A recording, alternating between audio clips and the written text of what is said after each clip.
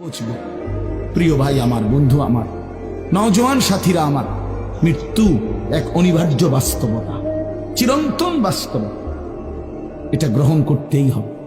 হাসলেও মরতে হবে, কাঁদলেও মরতে হবে, সুখেও মরতে হবে, দুঃখেও মরতে হবে। রাজপ্রাসাদ আর অট্টালিকার মানুষটাও মরে যাবে। জীর্ণ কুটিরে যে লোক থাকে, হ্যাঁ, সেই লোকটাকেও মরতে হবে।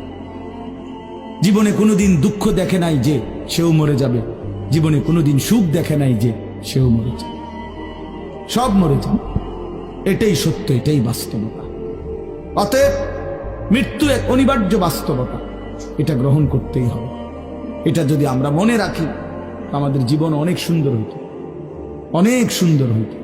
রাসূলুল্লাহ সাল্লাল্লাহু আলাইহি ওয়াসাল্লাম বলছেন, আকসিরু যিকরা হাযিমিল লাযযাত ইয়ানি আল মাউত।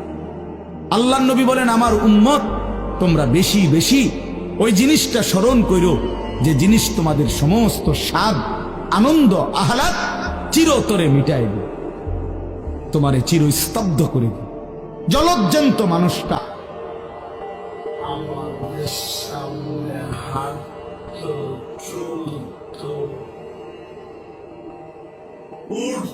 তো বসতো, ঘুরতো, ফিরতো, হ্যাঁ, সেই মানুষটা মনে করেন আমার চোখের সামনে নাই, তার লাশ আমার সামনে। আহা, সেই লোকটা স্তব্ধ। পৃথিবীর কত মানুষ কত আওয়াজ করতেছে,